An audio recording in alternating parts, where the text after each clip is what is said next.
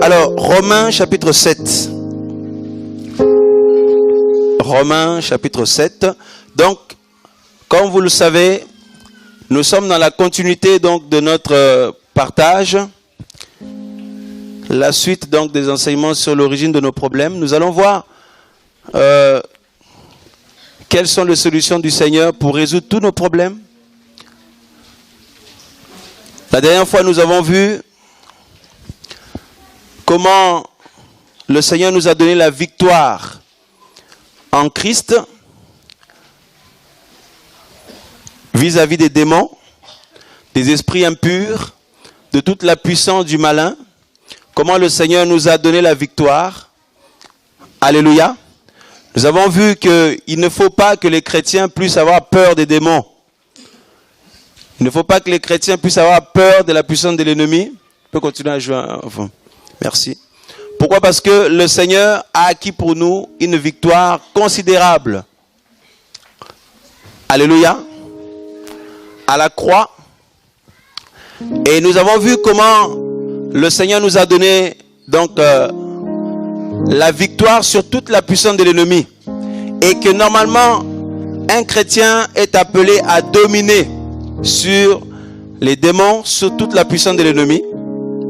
Pourquoi? Parce que ce chrétien a la vie de Christ en lui. Alléluia. Et nous avons vu aussi que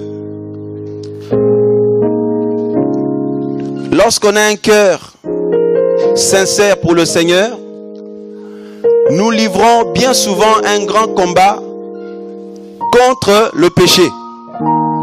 Alléluia. Et très souvent, on n'a pas la victoire. Très souvent, on n'a pas la victoire.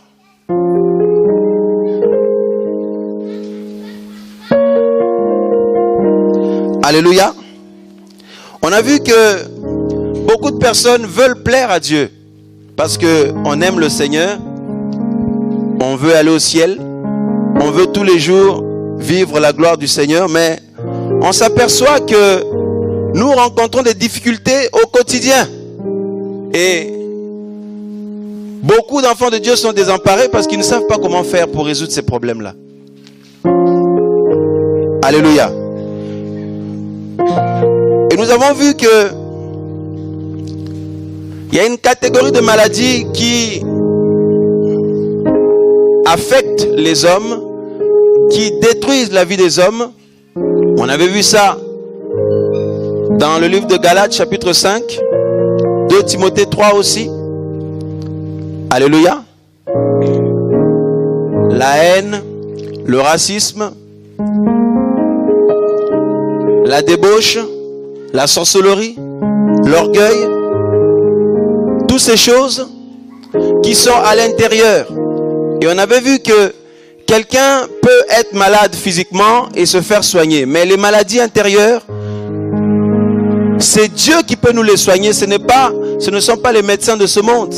Même les médecins les plus diplômés ne peuvent rien y faire. Et c'est les maladies intérieures qui détruisent nos vies. Et la vie des autres autour de nous aussi. Et nous avons vu que suite à nos familles, à nos ancêtres, et par rapport au sang qui coule dans nos veines, nous avons eu un héritage.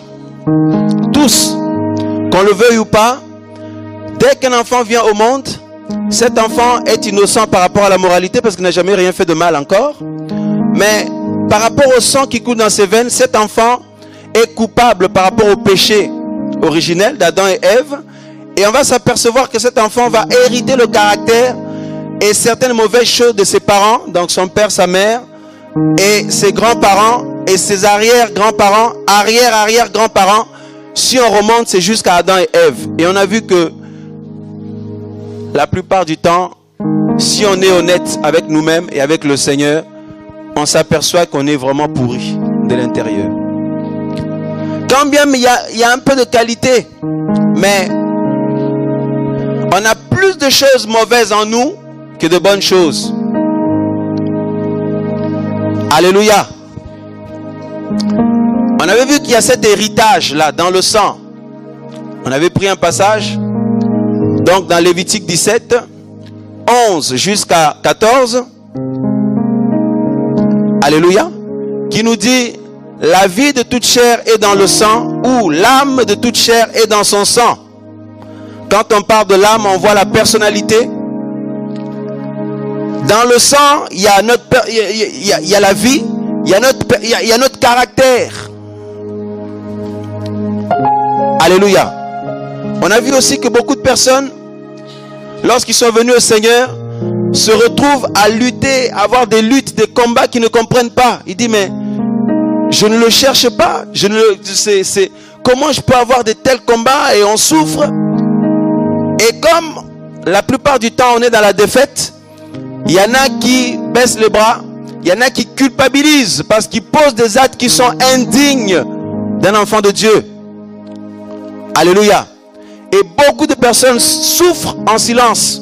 Beaucoup de dirigeants, même des pasteurs, soi-disant des apôtres, tout ce que vous voulez, mènent une vie de défaite. La puissance de l'ennemi a été vaincue à la croix il y a 2000 ans par le Seigneur.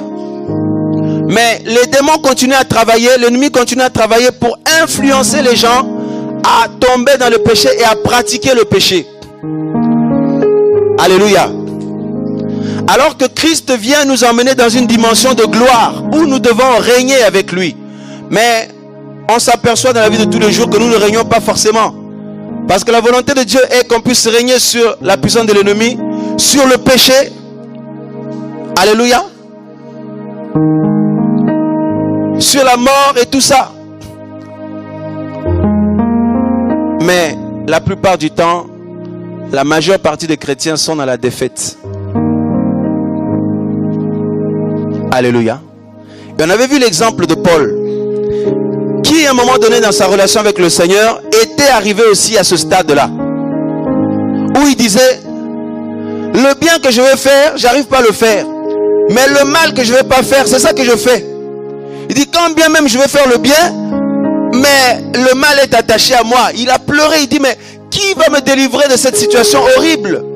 Parce que j'ai un Seigneur glorieux, j'ai un Seigneur puissant, mais je m'aperçois que je suis esclave et je ne peux pas sortir de cet état d'esclavage.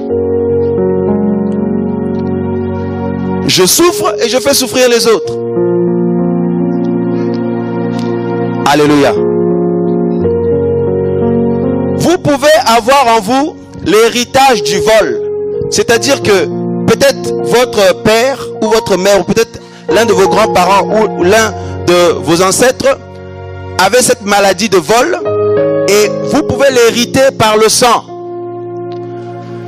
Ça veut dire que ça va être plus fort que vous. Vous ne pouvez pas vous empêcher de voler quelque chose. Quand vous allez quelque part, c'est comme si vous êtes poussé il faut piquer quelque chose. Si tu ne piques pas quelque chose, tu n'es pas tranquille. Et tu sais que c'est pas bien. Tu en souffres. Mais tu ne sais pas comment sortir de là. Il y en a, c'est la maladie du sexe. Si vous regardez, la mère avait plusieurs hommes, ou le père avait plusieurs femmes. Si ce n'est pas eux, c'est les grands-parents, etc. La personne ne peut pas s'empêcher. Il faut absolument tout le temps, même s'il est avec quelqu'un, il faut qu'il aille voir ailleurs. C'est une maladie aussi. Il y en a, c'est la sorcellerie. Ils trouvent un plaisir dans tout ce qui est mystique, tout ce qui est spiritisme, tout ça là. Ils sont attirés par ça. C'est une maladie, c'est un héritage qu'il y a dans le sang. Alléluia. Il y en a, c'est l'orgueil. Il ne peut pas s'empêcher d'être orgueilleux, même s'il ne le dit pas. Dans ses agissements, on voit l'orgueil terrible. Tout le monde s'en aperçoit, sauf lui. C'est une maladie aussi. Et plein d'autres maladies. On avait vu ça dans Galates 5, les fruits de la chair. Tout ça sont des maladies. Alléluia.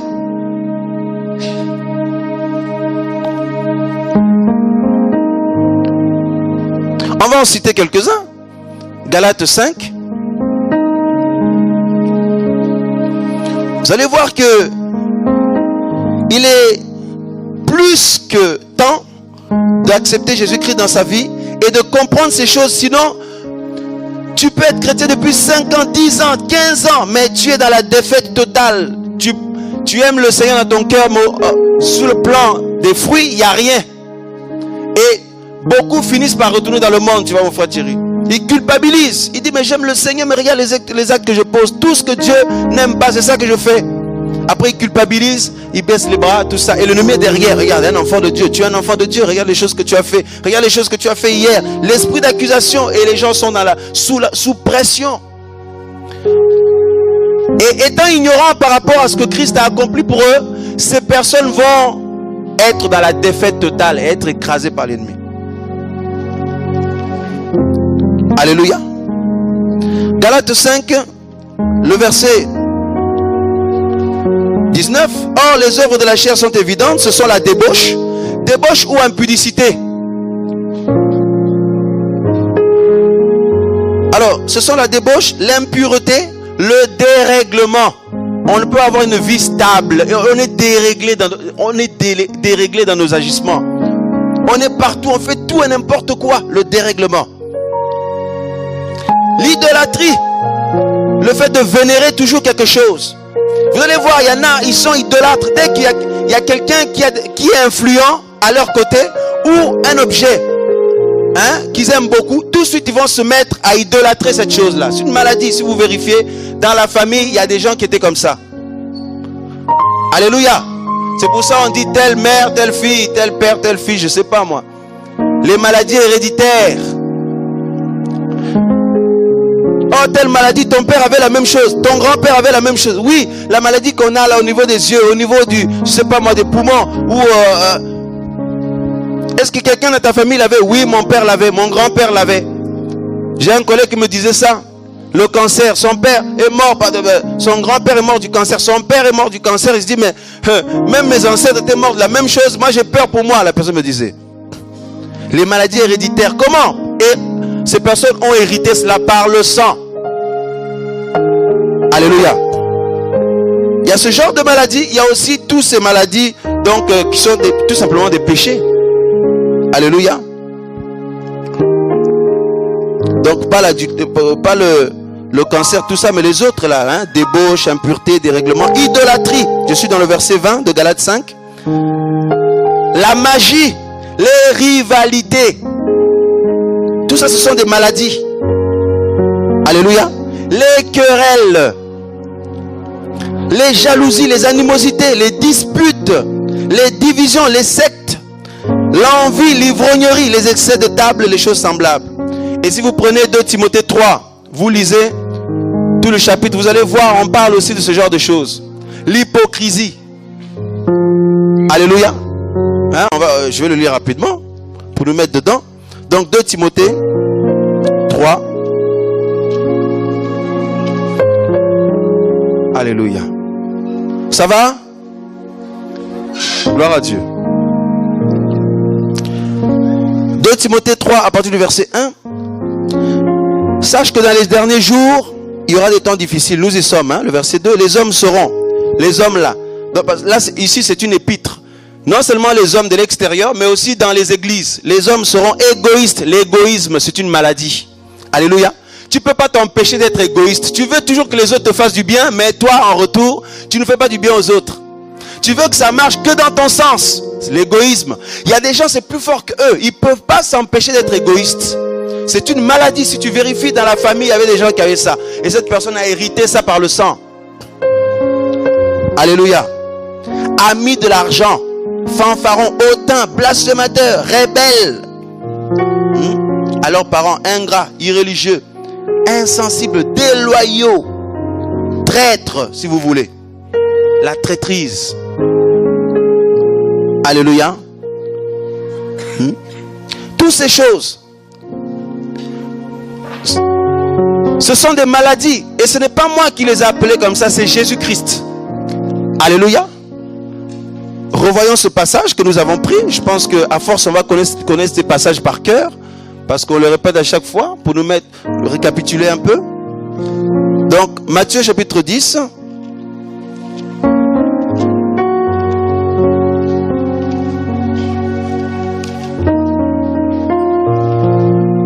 Suivez très bien, frères et sœurs. N'oubliez pas ce que je disais l'autre fois, Matthieu chapitre 9 plutôt. C'est la parole de Dieu qui a la puissance de nous libérer de toutes choses. Parce que la parole de Dieu, c'est Jésus-Christ. Dans la parole du Seigneur, il y a une puissance libératrice terrible, frères et sœurs, terrible. C'est pour ça qu'il est écrit, vous connaîtrez la vérité vous affranchira. Et la vérité est une personne, c'est Jésus-Christ lui-même. Jean 14, 6. Alors, Matthieu 9, je lis à partir du verset 10. Comme Jésus était à table dans la maison, voici beaucoup de publicains et des gens de mauvaise vie vinrent et se mettre à table avec lui et avec ses disciples. Les pharisiens virent cela et ils dirent à ses disciples, pourquoi votre maître mange-t-il avec les publicains et les gens de mauvaise vie? Dis à ton voisin, les gens de mauvaise vie. Quand on est avec les autres, chacun fait du mieux possible pour cacher les choses mauvaises qu'on a dans notre caractère, dans nos agissements. Alléluia. Quand on fait la rencontre de quelqu'un, dans les premiers jours ou les premières semaines, vous allez dire, ah vraiment cet homme est super gentil, cette femme est super gentille, cette soeur, ce frère, vraiment il est merveilleux. Merci Seigneur de ce que j'ai fait la rencontre de cette personne. Alléluia. Ça peut aller comme ça pendant un mois. C'est super, ce collègue de travail il est excellent, ce collègue est super gentil, super, voilà. Mais si on vous laisse 1 an, 2 ans avec lui, on revient vous voir 2 ans plus tard, vous allez dire, ah non, mais qu'est-ce qui m'en a fait baver? Qu'est-ce que ce collègue me fait baver? Qu'est-ce que mon mari me fait baver? Qu'est-ce que ma femme me fait baver? Qu'est-ce que ma soeur, mon frère, mes parents, mes amis m'en font baver? Pourquoi? Parce que avec le temps, eh bien, leur vraie nature, leur vraie personnalité s'exprime. Mais au début, quand on vient de faire la rencontre de quelqu'un, eh bien, tout le monde cache ça au mieux. Tout le monde a le sourire. C'est comme ici, quand on se voit, bonjour, bonjour. Mais c'est ceux de ta maison qui savent comment tu es. Ici, nous avons le sourire jusqu'à là, mais à la maison, on boude toujours.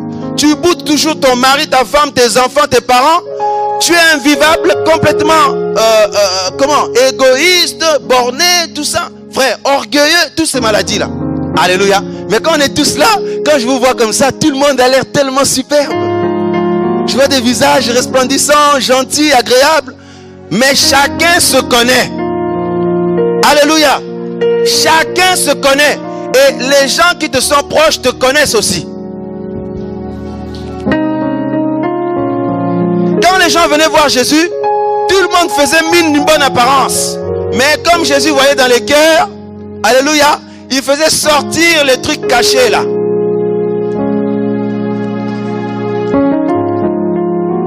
J'aime la parole de Dieu, frères et sœurs, parce qu'il y a la vie en elle. Le verset 11, il dit pourquoi votre maître mange-t-il avec les gens de mauvaise vie? Regarde le verset 12. Jésus ayant entendu cela leur dit, ce ne sont pas ceux qui se portent bien qui ont besoin de médecins, mais les malades. Donc Jésus-Christ qualifie les gens de mauvaise vie ou les mauvais agissements ou les mauvais caractères ou les choses qu'on a héritées. Toutes ces choses qui nous pourrissent la vie, Jésus parle de ça. Il dit donc il parle de médecins, donc il fait allusion à, c'est comme ça, ce sont des maladies. Alléluia. Mais bien sûr, être têtu, c'est une maladie, vous savez ça? Tu peux te blesser, avoir un hématome, tu vas aux urgences, on te met des sparadrap, je sais pas moi, de quel médicament là, donc on te donne des antidouleurs, quelques jours après tu t'en remets. Mais la maladie de la têtutesse, tu peux aller dans l'urgence le plus performant de France, même des États-Unis, tu ne seras pas guéri de la têtutesse. Alléluia. Dis à ton voisin, cette maladie est plus grave. Donc vous voyez que ce genre de maladies-là sont plus graves que les autres. Me blesser physiquement, c'est rien ça, on peut nous soigner. Mais à l'intérieur, mes amis, à l'intérieur, mes frères et sœurs, ça c'est le pire. Voilà pourquoi le monde est dans cet état chaotique. Parce que les hommes sont malades.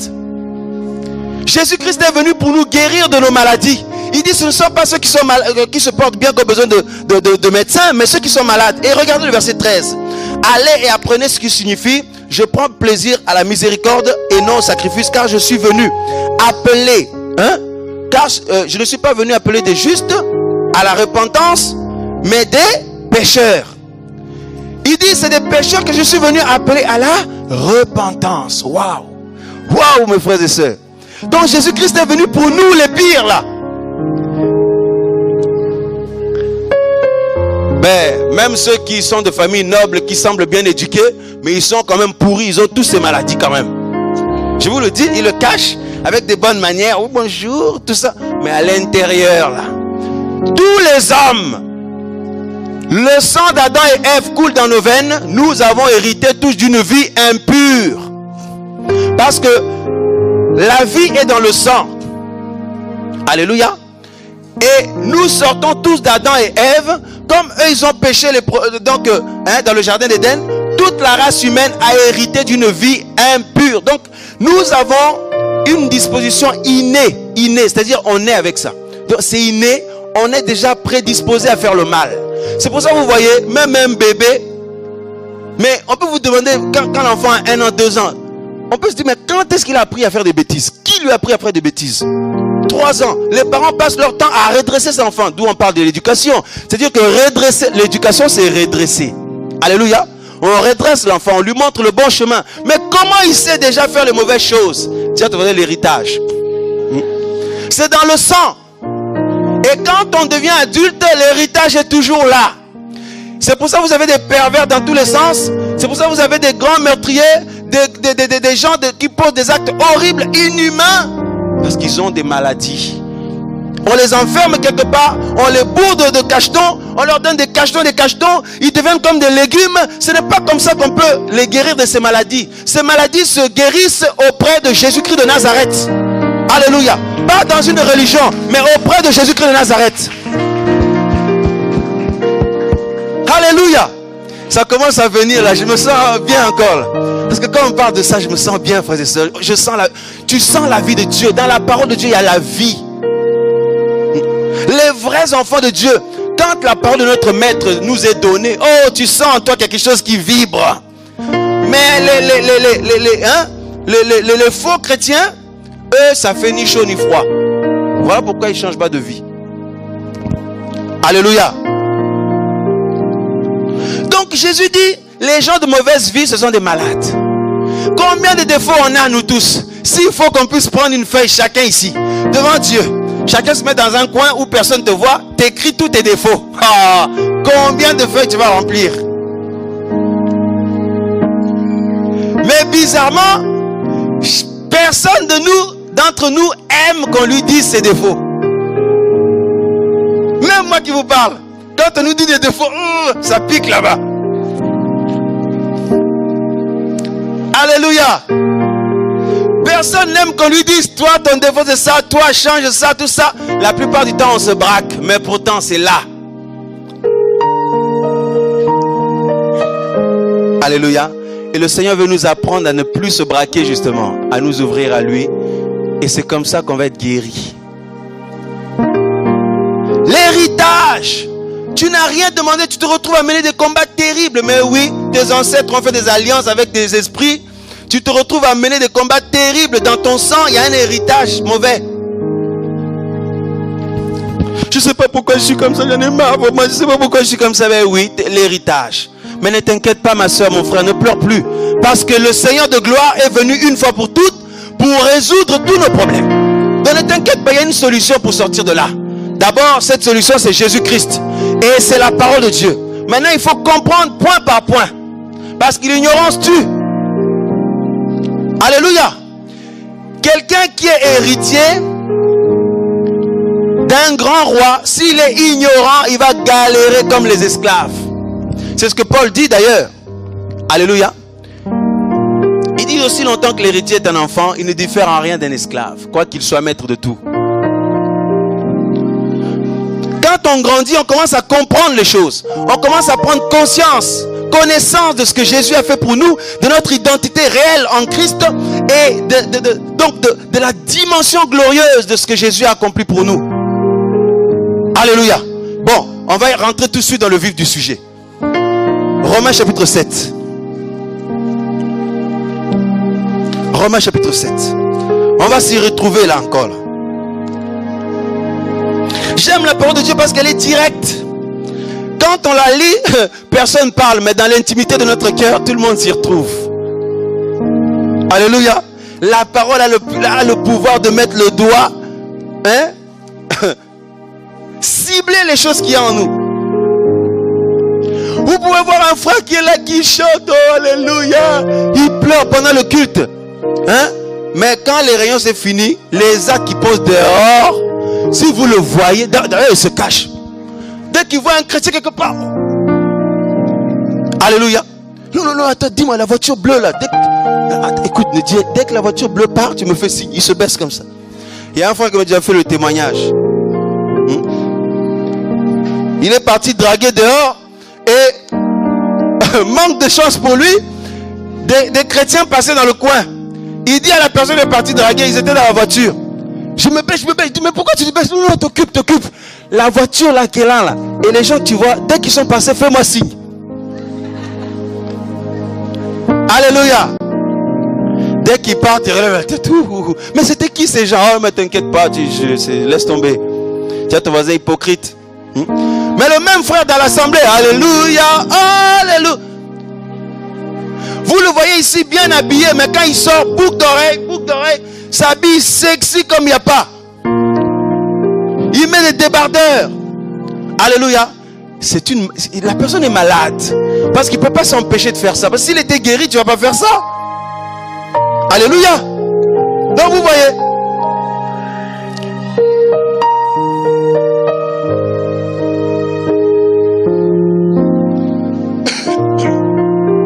Alléluia. La personne est chrétienne, mais dès qu'il est avec les païens, il se comporte comme des païens. Quand les païens piquent des trucs, lui aussi pique des trucs. Ne dites pas que c'est moi. Hein. Je prends ça, mais ne dites pas que c'est moi. Alléluia. Bien aimé, on a besoin d'une guérison. Alors, Romains chapitre 7. Nous allons lire ensemble. On va suivre, je vais lire le verset. Donc je vais relire le verset 15. Je peux y aller? Car je ne sais pas ce que je fais. Je ne fais point ce que je veux. Et je fais ce que je hais. J'ai demandé la dernière fois qui est dans ce cas-là, on avait levé tous la main. Or, si je fais ce que je ne veux pas, je reconnais par là que la loi de Dieu est bonne. Et maintenant, ce n'est plus moi qui le fais, mais c'est le péché qui habite en moi. Ce qui est bon, je le sais, n'habite pas en moi. C'est-à-dire dans ma chair. Vous voyez même Paul qui était un grand apôtre. Il est passé par là lui aussi. Alléluia. J'ai la volonté, mais non le pouvoir de faire le bien.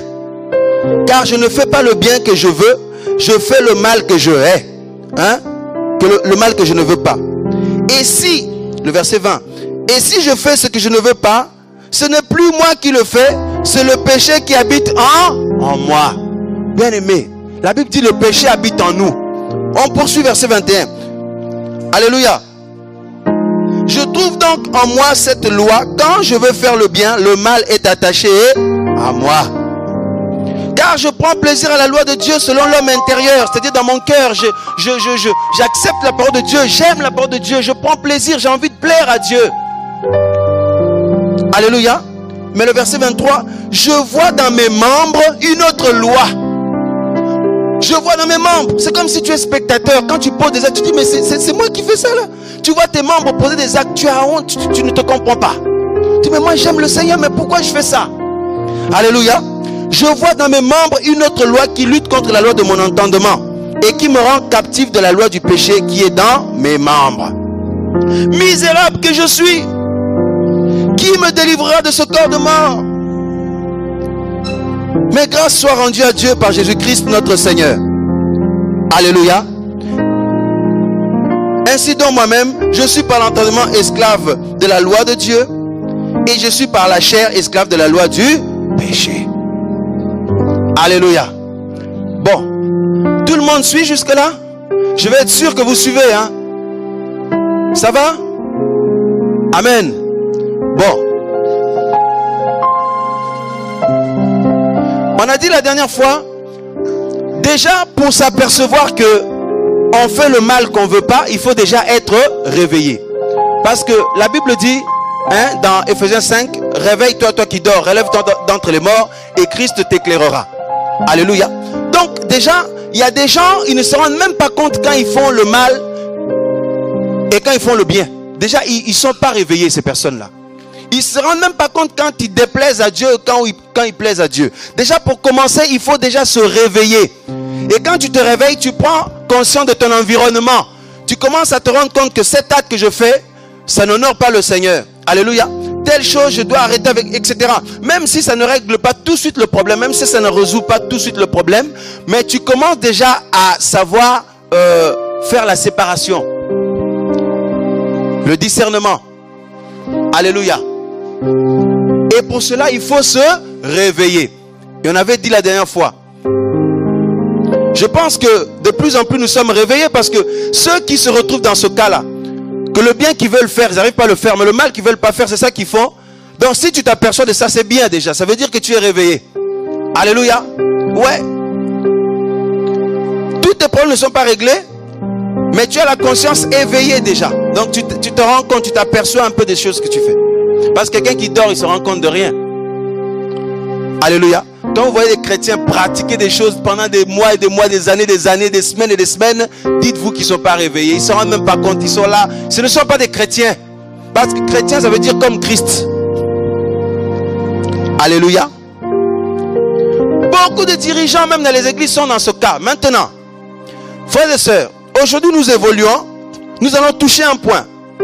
C'est que Paul dit: misérable que je suis, qui va me délivrer de cette situation horrible? J'aime le Seigneur, mais je suis là, je galère, je souffre. Et il nous apprend quelque chose. Et regardez au verset, au verset 23. Il dit: je vois dans mes membres une loi. Alléluia. Une loi qui lutte contre la loi de mon entendement et qui me rend captif de la loi du péché, qui est dans mes membres. Donc, Paul nous apprend ici, il dit: dans nos membres, il y a le mal qui est là. Il y a le péché qui est attaché à nos membres. Alléluia. Alléluia. Regardez au chapitre 8, le verset 3. Le verset 3, chapitre 8, verset 3. Suivez très bien, frères et sœurs. Parce que nos couples sont pourris, nos familles sont pourries, nos églises sont pourries à cause de tous ces problèmes-là.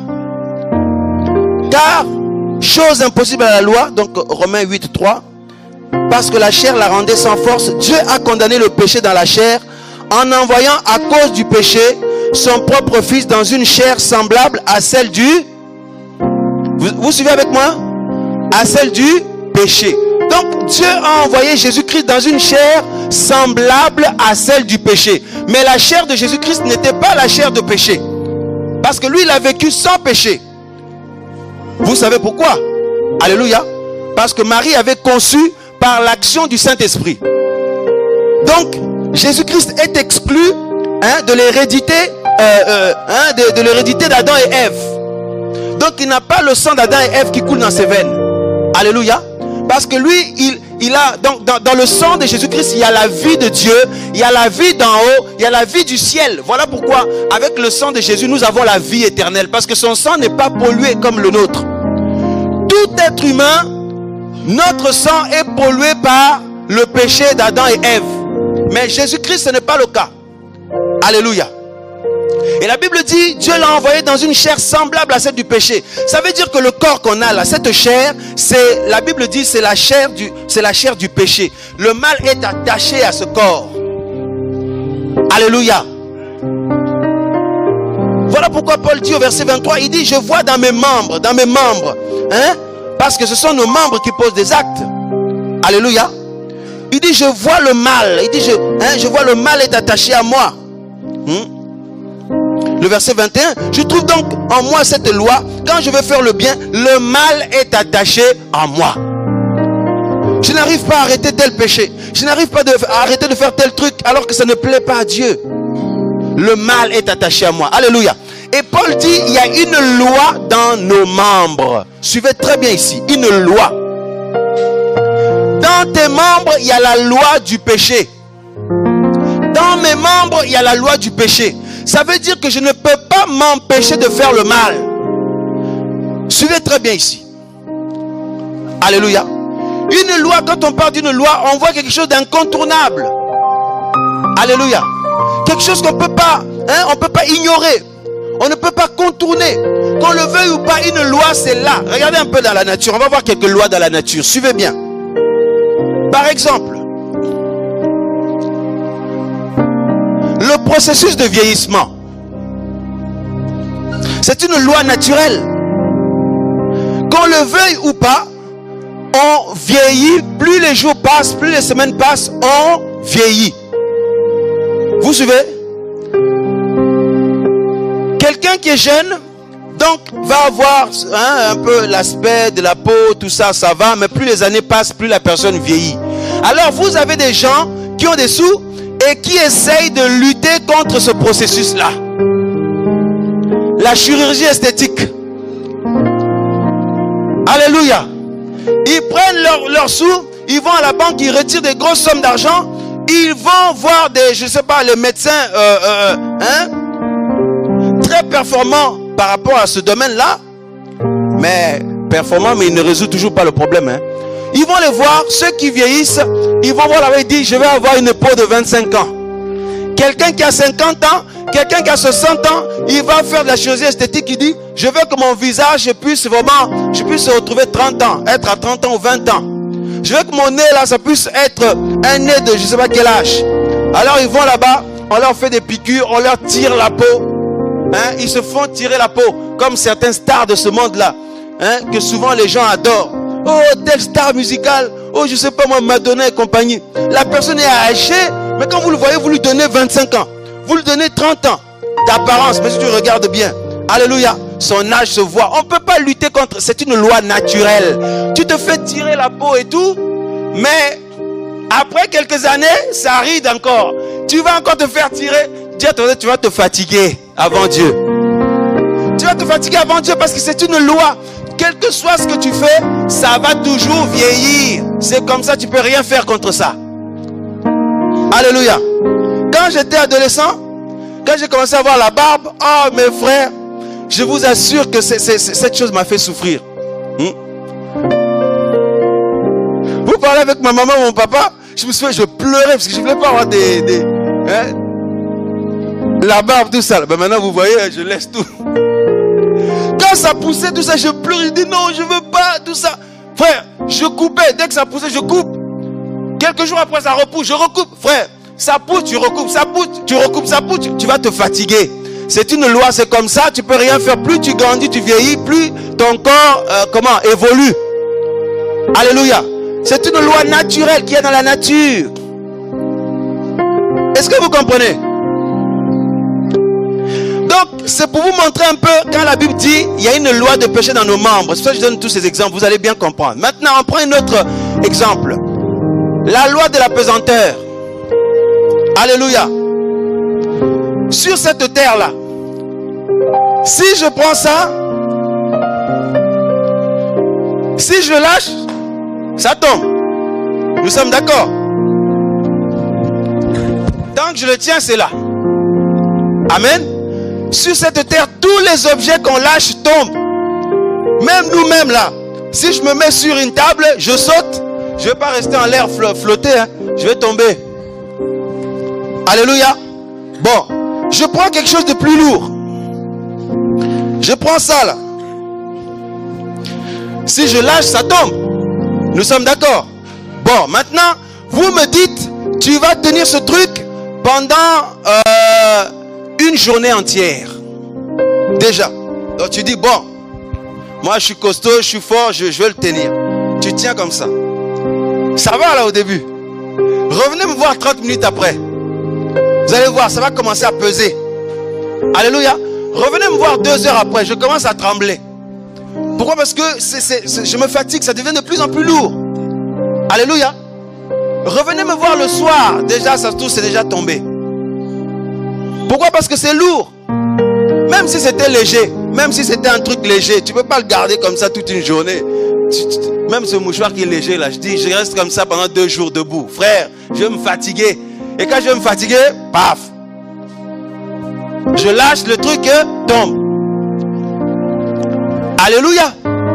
comprenez un peu? Donc c'est ça la loi de la pesanteur. Donc sur cette terre-là, tout ce qu'on lâche, ça tombe.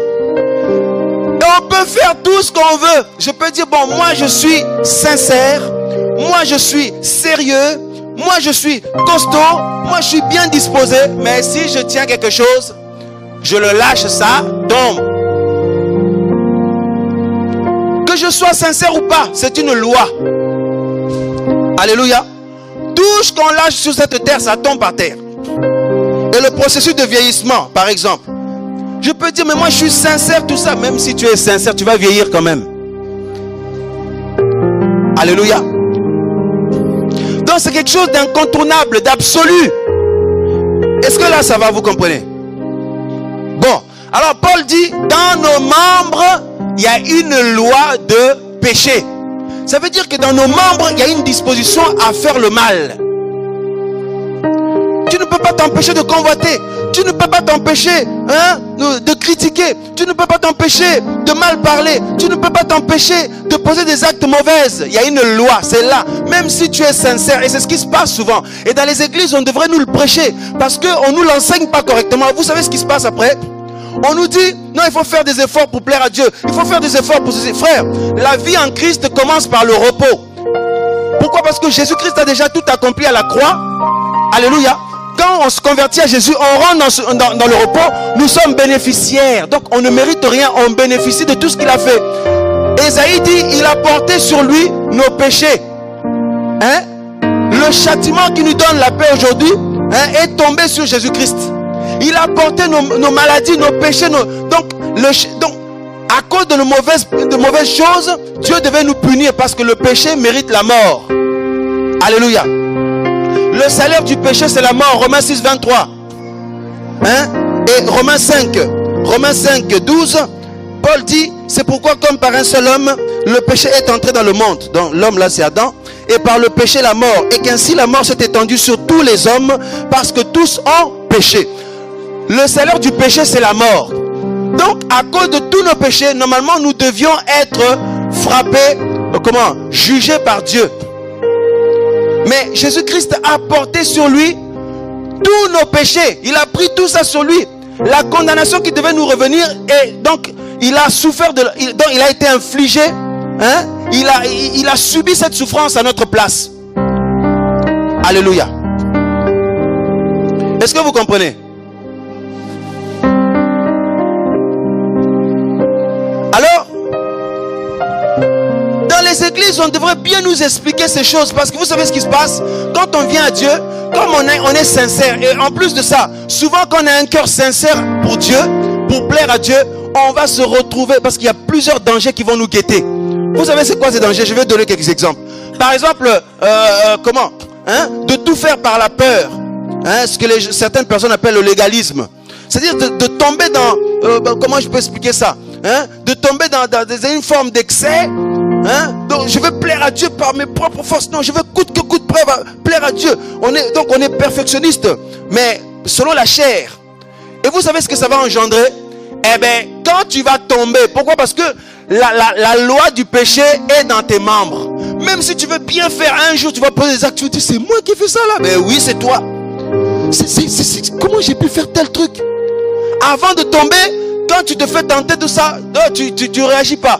Mais quand tu as posé des actes, tu te dis, comment j'ai pu faire telle chose? Et tu culpabilises, tu es mal. Et vous savez ce qui se passe? Tu le caches. Tu le caches. On le cache pour pas que les gens le voient. Parce qu'on a un cœur sincère. On voulait plaire à Dieu de toutes nos forces, on veut plaire à Dieu et on le cache. Comme ça, les autres ne vont pas s'en apercevoir.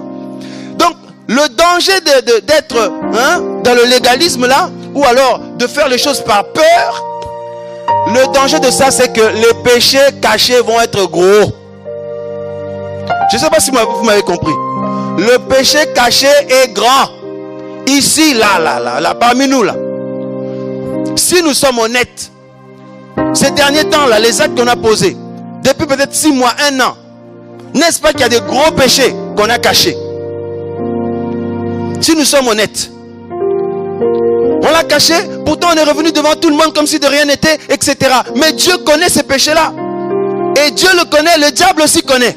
on ne peut pas cacher le péché. On peut peut-être le cacher aux hommes, mais on ne cache rien à Dieu. Et l'ennemi aussi il voit parce qu'il rôde tous les jours pour nous guetter là. Et c'est lui qui nous pousse. Donc quand il vient pour t'influencer, il travaille en accord avec ta chair. Comme dans ta chair, il y a la loi du mal, la loi du péché.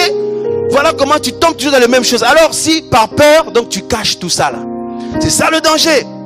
Alors, quand c'est mal expliqué, les gens vont être là. Seigneur, je vais te plaire. Oh mon Dieu, je vais faire des efforts pour te plaire. Tout ça. Bien aimé, ce n'est pas les efforts qui vont résoudre ces problèmes-là. Non, il faut comprendre ce que Jésus a fait et commencer à rentrer dans au bénéfice de ce que Jésus-Christ a accompli. Parce que si tu fais par la force, non j'ai envie, je vais faire des efforts, tout ça, un jour tu vas voir. Alléluia. Vous savez, surtout quand on dit je vais faire des efforts et tout, je vais me forcer, tout ça, le diable il aime ça. Vous savez ce qui se passe? C'est comme si tu tiens ce truc. Je vais faire des efforts, regardez, je tiens ça pendant une semaine. Je peux pas, je crois qu'avant une semaine je vais le lâcher. Même si c'est pas lourd. Alléluia. Je tiens ça pendant une journée, 2 jours, au bout de 2 jours, paf, je lâche. C'est comme si tu es tombé dans le péché. Je donne un exemple. Comprenez que, l'exemple de ce truc-là, quand je le lâche, c'est comme un chrétien qui est debout et quand il tombe, suivez bien. C'est là où la clé de tous nos problèmes. Alléluia. Bon, je tiens ça et paf, ça tombe. Je dis, oh, c'est comme si je suis tombé dans le péché. Oh Seigneur, pardonne-moi pour le péché que j'ai fait vraiment. Je ne veux plus faire ce péché, Seigneur. Ça fait déjà 5 fois que je tombe dedans. Cette fois-ci, Seigneur, je renonce. Je renonce à tel péché. Je renonce à ça. Je ne veux plus le faire, Seigneur. À partir de maintenant, je prends un nouvel engagement avec toi. Je reprends ça. Alléluia. Je prends un nouvel engagement avec toi, etc. Quand on demande pardon, Dieu nous pardonne notre péché. Parce qu'avec le sang de Jésus-Christ, quel que soit le péché, Dieu nous le pardonne. Parce que c'est un sang puissant pour pardonner tous nos péchés. Mais notre péché est pardonné, mais ça ne va pas résoudre le problème de l'origine de notre péché. Parce que le truc qui te pousse tout le temps à pécher, ce n'est pas réglé. Tu demandes pardon, ton péché est pardonné, mais l'origine de ce péché-là, c'est-à-dire que la chair, le problème n'est pas encore réglé. Alléluia. Je reprends ça. Oh Seigneur, pardonne-moi, pardonne tout ça. Hop, le Seigneur te pardonne. C'est comme si je retiens ça à nouveau. J'avais craqué au bout de 2 jours, mais là, au bout de 4 jours, bam. Alléluia. Oh Seigneur, j'ai encore péché la même chose, le même péché, Seigneur. Pardonne-moi, vraiment, je suis désolé, Seigneur, j'ai honte, pardonne-moi. Tu reprends, le Seigneur te pardonne. Tu tiens. Oh, cette fois-ci, Seigneur, je vais tenir, moi, je vais vraiment faire des efforts, je vais m'accrocher à toi, Seigneur, je veux. Là, tu vas tenir 6 jours. Bam. Alléluia. C'est ce que beaucoup de chrétiens vivent. Et il y en a qui le vivent sur une période de 1 an. Il y en a qui le vivent sur une période de 5 ans. Il y en a qui le vivent sur une période de 10 ans. Vous savez ce qui se passe? Ils dépriment après. Ils disent, j'ai tout fait. Ils disent, j'ai tout fait, j'ai tout essayé. À chaque fois, je fais des efforts, mais je tombe toujours dans les mêmes trucs. Après, ils culpabilisent. Ils culpabilisent et le diable vient. En plus, le diable, lui, il va pas se priver de t'enfoncer. Ben oui, regarde-toi, tu prêches aux autres. Mais tu prêches la parole aux autres. Tu me fais mine d'être un bon chrétien, une bonne chrétienne dehors. Mais regarde, tu n'es pas mieux que les autres finalement. Comment tu peux te lever pour me combattre? Là, tu tombes toujours dans les mêmes choses. Et tu culpabilises. Vous savez ce qui se passe? Ils baissent les bras et disent, Seigneur, je suis indigne de toi. Tous les jours, ma vie, c'est toujours la même chose. J'ai honte, Seigneur. J'en peux plus, je culpabilise. Tu baisses les bras, tu retournes dans le monde. Et là, l'ennemi t'a eu. Et c'est ce qu'il fait. Il te met la pression. Et parce que tu as mal compris aussi les choses, tu veux plaire à Dieu par tes forces. C'est comme ce truc-là. Je dis, quand on veut plaire à Dieu par nos forces, c'est comme si je dis, je vais tenir ça pendant 1 mois. Je ne peux pas. Avant 1 mois, je vais le lâcher, même si je suis animé d'une bonne volonté. Je vais me fatiguer, je vais le lâcher. Parce qu'il y a une loi qui agit, la loi de la pesanteur. Je ne peux pas lutter contre cette loi. On ne peut pas lutter contre une loi parce que c'est absolu, incontournable. Est-ce que vous comprenez, frères et sœurs? Je me repens, je suis animé d'une bonne volonté. Je dis, cette fois-ci, je vais tenir, Seigneur, parce que je t'aime, moi. Et, bien aimé, comme il y a la loi de la pesanteur, je finirai par craquer. Que je sois motivé. Même si des apôtres m'ont imposé les mains, même si des prophètes m'ont imposé les mains, même si toute l'église a prié pour moi, même si j'ai jeûné 1 mois à sec, même si j'ai jeûné 3 semaines à sec, la loi de la pesanteur va continuer toujours à agir. Alléluia. Et ce ne sont pas mes prières, mes jeûnes, tout ça là, ma motivation, le désir de plaire à Dieu qui va résoudre le problème, parce que la loi va continuer toujours à agir. Et je vais toujours tomber, frères et sœurs, je vais toujours tomber. Et c'est ça ce qui se passe. Alléluia. Parce qu'à votre avis, quand Paul se plaint ici, il dit: misérable que je suis, qui me délivrera de ce corps de mort? Comment je vais faire? C'est sûr, parce que Paul, il aimait le Seigneur. Il a dû jeûner, il a dû crier à Dieu, il a dû se mettre des disciplines en place. Mais il tombait toujours pareil, il trouvait toujours dans ses membres la loi du péché.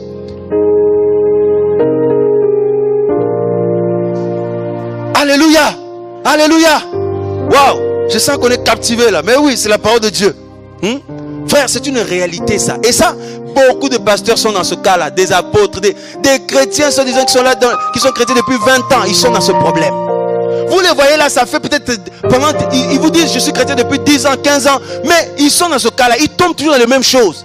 Ils ont envie de plaire à Dieu, mais ils voient dans leurs membres la loi du mal, la loi du péché. C'est une loi. Donc je donne l'exemple de la loi de la pesanteur et le processus de vieillissement, par exemple, pour vous montrer que la Bible dit: il y a une loi de péché dans nos membres. Même si j'aime Jésus, même si je jeûne, même si je médite tous les jours, même si toute l'église prie pour moi, même si je veux voir l'homme de Dieu le plus puissant du siècle, il y a une loi de péché dans mes membres.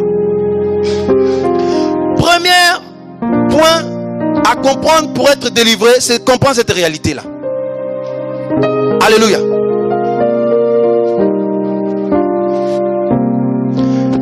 Dans ma chair, il y a une loi de péché. Il y a la loi du mal. Donc mes membres sont, donc de manière innée, je suis prédisposé à faire le mal. C'est un héritage adamique.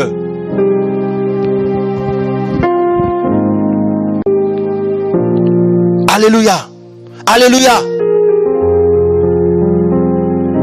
Et vous savez ce qui se passe après par rapport aux démons? Même si Jésus-Christ nous a donné la victoire sur la puissance de l'ennemi, mais quand on tombe là, eh bien on ouvre les portes aux démons. Les démons reviennent. Après on se repent, une vraie repentance et tout. On demande pardon à Dieu, tout ça là. Mais quelque temps après, on retombe encore. Les démons reviennent encore. Voilà comment on se retrouve avec des chrétiens qui sont possédés. C'est parce que il faut premièrement sortir de l'emprise de la loi du péché. Il faut d'abord sortir de là, parce que tant que tu ne sors pas de ce terrain-là, tu es foutu. Même si tu es bien disposé, tu es motivé, tu aimes le Seigneur, tu vas toujours tomber et les démons vont toujours revenir, parce que c'est eux qui vont t'influencer. Alléluia. Et tu vas vivre le même scénario à chaque fois, le même scénario. À un moment donné, tu es fatigué, tu déprimes. Il y en a qui sont tombés dans la dépression, des chrétiens sincères. Il y en a qui dépriment. Ils se disent que mais j'aime le Seigneur, mais comment est-ce qu'il veut faire? C'est pas possible. Ils pleurent tout ça. Et comme ils ne peuvent pas en parler, ils ont honte. Eh bien, en secret, on souffre, on pleure. Alléluia. C'est pour ça que je disais, bien aimé, nous tous, nous avons besoin de guérison. Ça, mes soeurs, tout ça, c'est bien d'être venus là. C'est important de comprendre ça. Parce que si tu sors de l'emprise de cette loi, tu vas marcher dans une position de victoire. Les démons ne pourront plus t'atteindre. En fait, tu vas régner avec Christ. Mais tant que ce problème n'est pas réglé, même si le Seigneur a vaincu la puissance de l'ennemi, tu continueras à être dominé par la puissance de l'ennemi. Pourquoi? Parce que quand tu vas tomber, l'ennemi va revenir encore. Parce que chaque péché qu'on pose, derrière chaque péché, il y a des démons. Derrière le péché du sexe, il y a des démons derrière. Derrière le vol, il y a des démons derrière. Les démons de vol, le démon d'alcool, les démons de la cigarette, le démon de la convoitise, les démons du, je sais pas moi. Alléluia. Ces démons t'influencent. En même temps, tu as l'influence des démons. En même temps, tu as la loi du péché qui agit dans tes membres. Bien aimé. Et voilà comment on ne fait que subir. Vous venez voir des chrétiens qui sont là depuis 10 ans, 15 ans, 20 ans. Quand vous regardez leur vie, ça n'a rien à voir avec des chrétiens. Au départ, ces personnes étaient motivées. Ils aimaient le Seigneur, ils craignaient le Seigneur. Mais venez le voir quelques temps après. Tout le monde passe par là. Le bien que je veux faire, j'arrive pas à le faire. Le mal que je veux pas faire, c'est ça que je fais. Tout le monde expérimente ça un jour. Et la plupart du temps, nous échouons. Pourquoi? Parce que nous, on n'a pas bien compris comment sortir de là. Comprenez? Le problème ne se résout pas quand tu dis, oh Seigneur, maintenant je renonce à tel truc. C'est bien de renoncer, mais tu vas voir, tu renonces, mais quelque temps après, tes membres vont reposer cet acte-là. Alléluia. La délivrance se trouve dans notre compréhension de ce que Dieu a fait pour nous en Christ. Quand tu vas comprendre ça, frères et sœurs, tu n'as plus besoin de dire, je renonce à ça, je renonce à ça. Tu vas rentrer par la foi dans le repos de Christ et tu vas être au bénéfice de ce que Jésus a accompli. Vous savez pourquoi? Jésus a accompli quelque chose. Alléluia.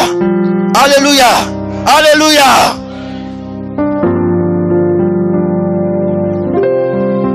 J'en ai marre, mon mari, ma femme, elle est chrétien, il est chrétien, mais il ne change pas. Mais oui, et toi-même, est-ce que tu as changé?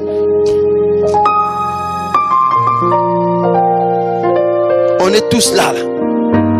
Bon. Alléluia.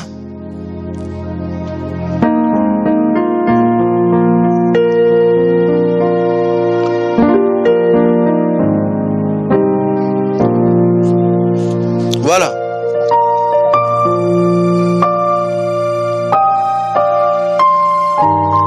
Amen. Amen.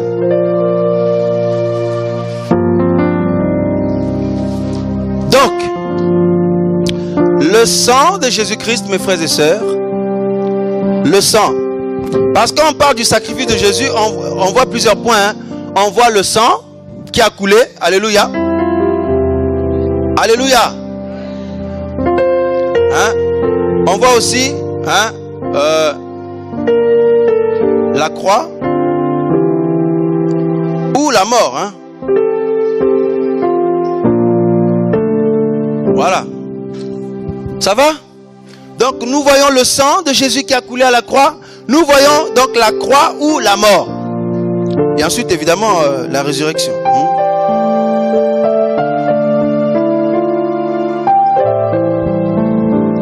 Alors le sang, il faut comprendre l'utilité du sang de Jésus. Le sang de Jésus, c'est pour faire expiation. Hein? Je lis rapidement Lévitique. Hein? On va finir par là après pour aujourd'hui. J'explique rapidement ces deux points, le sang et la croix, ou la mort. Et un peu la résurrection, et puis on finit là. Et dimanche prochain, on va donc rentrer bien en profondeur encore par rapport à ça. Lévitique 17. Lévitique 17.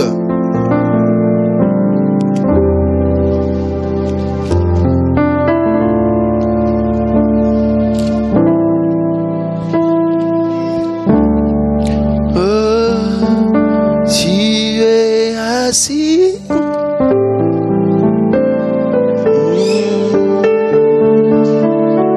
Lévitique 17, je lis le verset 11. Assis, assis. Lévitique 17, je lis à partir du verset 11. Car la vie de la chair est dans le sang. Je vous l'ai donné sur l'autel afin qu'il serve d'expiation pour... Bon. Dans d'autres versions, on dit qu'il fasse propitiation. Comme Martin ou Osterwald. Alors, le sang, c'est pour faire expiation. C'est pour que nos péchés soient expiés. Voilà l'utilité du sang. Ça veut dire que quand je donne ma vie à Jésus, quel que soit tout ce que j'ai fait dans le monde, le sang de Jésus-Christ qui a coulé fait expiation pour mes péchés. Et je suis pardonné totalement. Alléluia.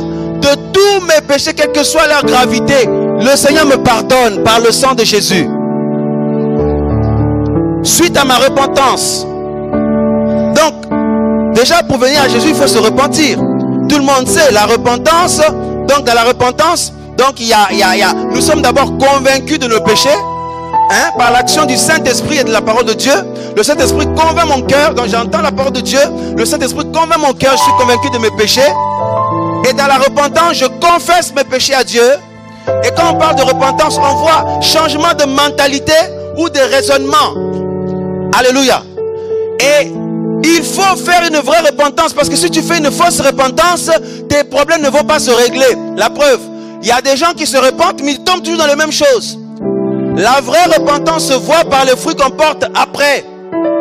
Une vraie repentance va engendrer, va nous accorder la nouvelle naissance, ou la naissance d'en haut, ou alors la conversion. Une vraie repentance nous donne toutes ces choses-là. Ou alors la régénération. Alléluia. Et quand on parle de conversion, conversion c'est changement de direction. J'allais sur le chemin de l'enfer, je change de direction pour aller dans le chemin de la vie. Alléluia. Bon, donc je me repens, le sang du Seigneur intervient pour pardonner toutes mes impuretés et mes péchés.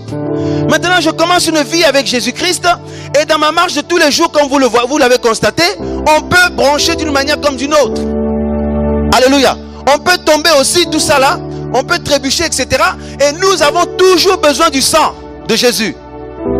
Parce que même si nous voulons bien avancer avec lui, mais on voit que on peut tomber aussi. Il ne faut pas le prévoir, il ne faut pas comment je veux dire, le construire. Il ne faut pas bâtir ton péché. Mais ça peut arriver, tu peux tomber ou trébucher, ou reprendre des choses, avoir un moment de faiblesse, quelque chose que tu avais délaissé, tu le reprends, ou je ne sais pas, ça peut arriver à nous tous. Alléluia. Mais pas de panique. Pas de panique, tu cries à Dieu, tu te repens, une vraie repentance. Et là, le sang intervient. Dès que tu te repens avec une vraie repentance, le sang de Jésus intervient. Et ce sang est encore d'actualité pour expier tous tes péchés. Alléluia. Le sang intervient, mais quand le sang est intervenu, tout le problème ne se règle pas là. Parce que là, le sang intervient pour pour régler le problème du péché que tu viens de commettre. Mais l'origine, le truc qui te pousse à poser ce péché-là, le problème ne se règle pas avec le sang. Alléluia. On pose le péché, on commet le péché à cause de notre corps, notre vieille nature, notre chair, le vieil homme.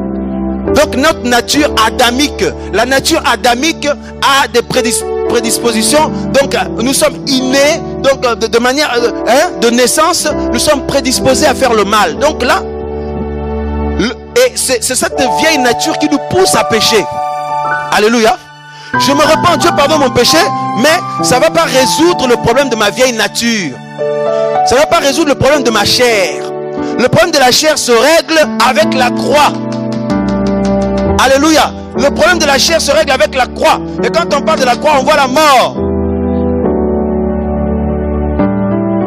Donc il faut bien comprendre l'importance de chaque élément dans le sacrifice de Jésus. Parce que si on ne comprend pas, nous sommes là avec une œuvre glorieuse que le Seigneur a accomplie en Christ, mais on galère. Pour demander pardon pour tes péchés, pour que tes péchés soient expiés, il ne faut pas utiliser la mort. Alléluia. Il faut que le sang intervienne.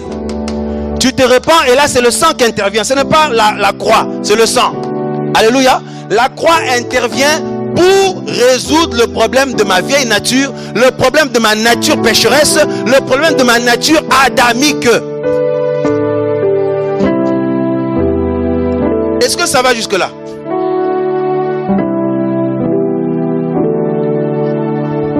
Déjà, beaucoup de chrétiens sont perdus déjà avec tout ça là. Ils ne savent même pas comment se positionner. Voilà comment la galère continue.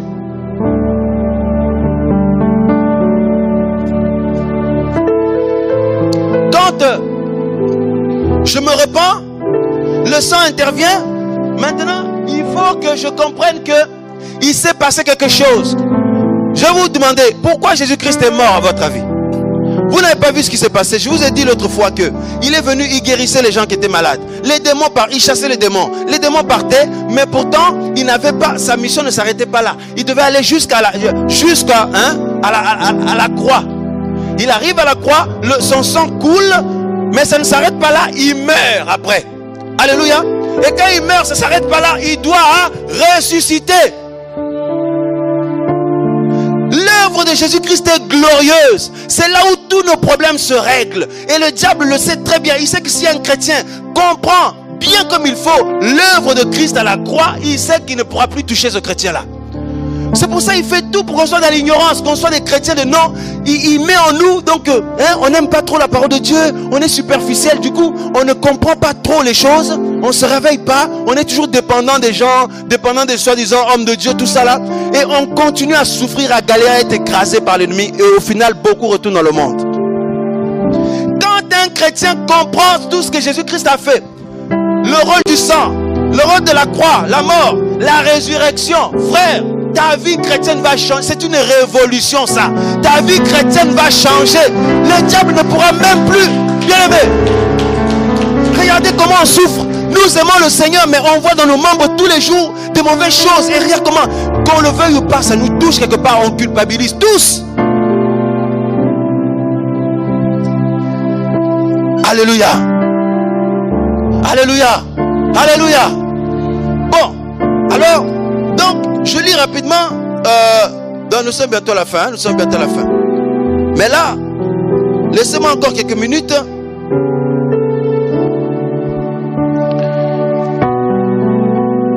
Alors, Romains 8.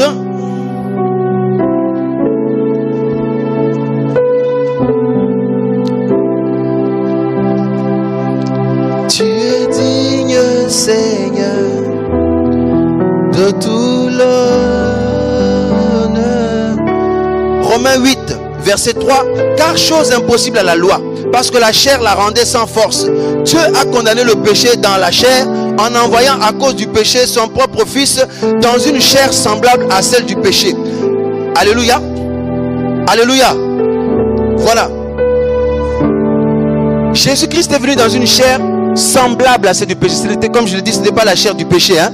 Et la Bible dit que nous sommes, quand Jésus-Christ est mort à la croix, nous étions en lui. Donc il nous a pris avec lui quand il est mort là. Quand il est parti à la croix, il a pris tous nos péchés. Même si on n'était pas encore nés, mes frères, Jésus avait pris nos péchés déjà qu'on allait commettre là. Il les avait pris d'avance. Il est parti à la croix pour payer le prix pour ça. Vous voyez un peu?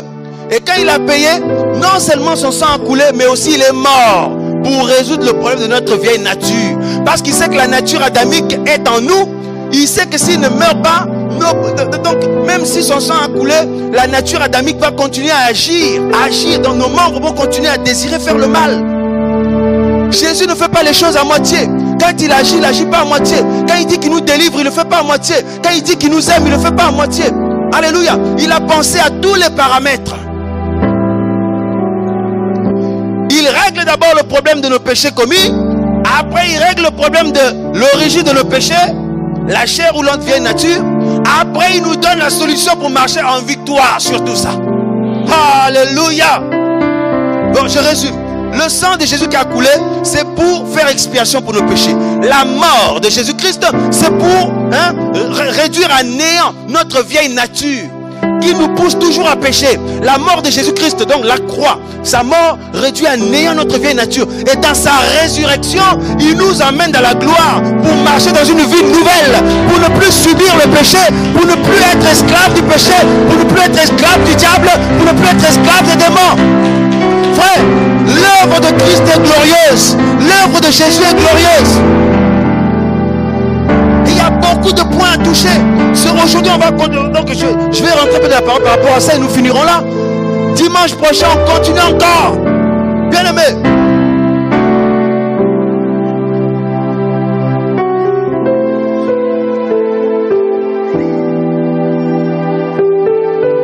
Oh, Jésus de Nazareth.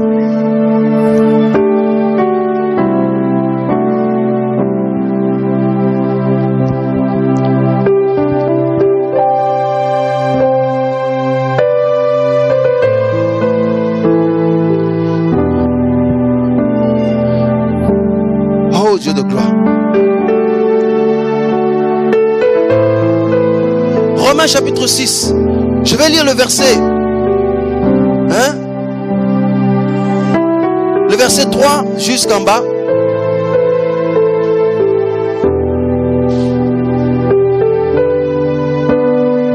Romains 6, 3 en bas. Ignorez-vous que nous tous qui avons été baptisés en Jésus-Christ, c'est en sa mort que nous avons été baptisés. Nous avons donc été ensevelis avec lui Même si on n'était pas encore né, mais il nous a pris avec lui. Donc quand il est en train de résoudre les problèmes de toute la race humaine, on était dedans. Alléluia. Nous avons été ensevelis avec lui par le baptême en sa mort, afin que comme Christ est ressuscité des morts par la gloire du Père, de même que nous aussi nous marchons en nouveauté de vie. Alléluia. En effet, si nous sommes devenus une même plante avec lui par la conformité à sa mort, nous le serons aussi à la conformité à sa résurrection. Alléluia. Et regardez rapidement ce que Paul dit, parce que Paul avait compris ça. Paul avait compris ces choses. Regardez Galates chapitre 2. Parce que le même Paul qui se lamentait, qui pleurait là, le même Paul a béni Dieu après. Il a béni Dieu parce qu'il n'est pas resté dans cette situation misérable. Il a compris. Bien aimé, Paul a reçu des révélations terribles par rapport à l'œuvre de Christ à la croix. Que le Seigneur lui a donné des révélations terribles. Regardez, Galates 2, verset 20. Paul dit, j'ai été crucifié avec Christ. Alléluia. Là, quand Paul parlait, Jésus-Christ était déjà mort et ressuscité depuis. Est-ce que vous comprenez? Jésus-Christ était déjà mort et ressuscité depuis. Mais Paul dit, j'ai été crucifié avec Christ. Et si je vis, ce n'est plus moi qui vis, mais c'est Christ qui vit en moi. Si je vis maintenant dans la chair, je vis dans la foi au Fils de Dieu qui m'a aimé et qui s'est livré lui-même pour moi. Alléluia. Alléluia. Bien-aimé, notre délivrance, notre guérison commence par la foi à l'œuvre que Christ a accomplie pour nous. Donc en fait, tu vas rentrer dans cet héritage par la foi. Même si dans ce corps, le péché est là, même si la loi du péché agit toujours, mais par la foi, je veux sortir de la loi du péché, je vais rentrer dans le repos de Christ par la foi. Bien aimé, Dieu le dit. Le problème c'est quoi? C'est que beaucoup de personnes ils se disent, oui mais c'est écrit, mais comme pour l'instant, je vois toujours mes membres pécher, je me vois toujours faire les mêmes choses, donc est-ce que, et puis je vois beaucoup de pasteurs tomber, finir mal, je vois beaucoup de chrétiens tomber, finir mal, c'est que ça doit être compliqué, difficile, je m'en sortirai pas. Frère, Dieu te dit de croire avant de le voir s'accomplir. La foi agit avant la vue. Il faut d'abord commencer à accepter ce que Dieu dit, commencer à le croire, que ça rentre dans ton cœur, et tu vas voir dans le quotidien, tu vas rentrer dans la résurrection, dans la vie de Christ. Tu vas commencer à rentrer, c'est par la foi. Et le diable déteste les gens qui marchent par la foi. Il n'aime pas les gens qui marchent par la foi. Alléluia, alléluia. Je lis rapidement Romains 8, Romains 8. Oh mon Dieu, mon roi. Oh mon Dieu, mon roi. Romains chapitre 8, frères et sœurs. Regardez, le même Paul qui vient de pleurer, qui dit misérable que je suis, qui va me délivrer de ce corps de mort? Comment je vais m'en sortir? Et regardez ce que le même Paul dit. Romains 8, il dit, il n'y a donc maintenant aucune condamnation. Alléluia. Pour ceux qui sont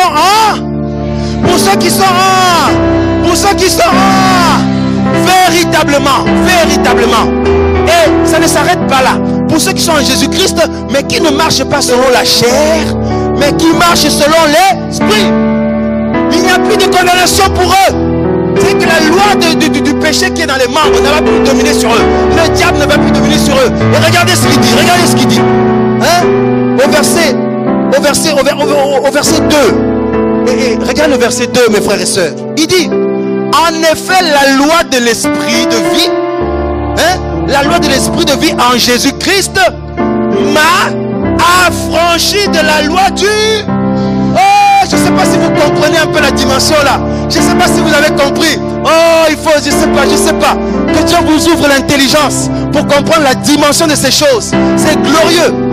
La loi de l'esprit de vie m'a affranchi de la loi du péché. Quand on parle d'être affranchi, on parle, c'est plus que la délivrance.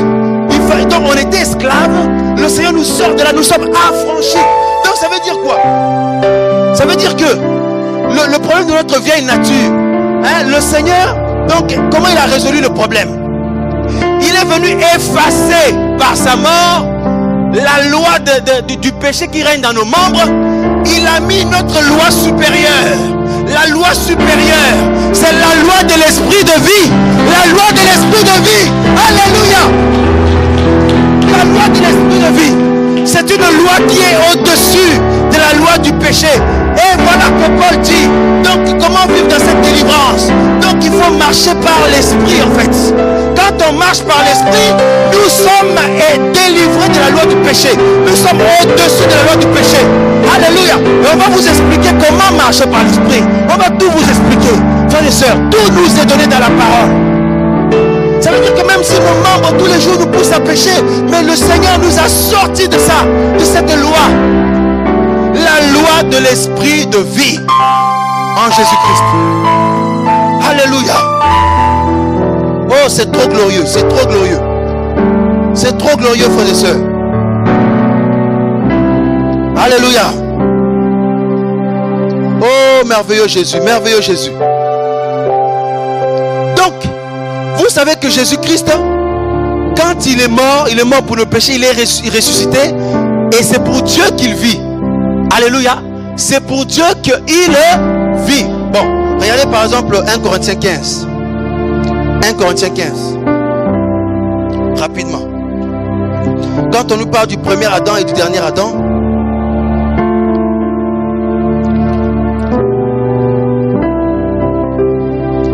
alléluia.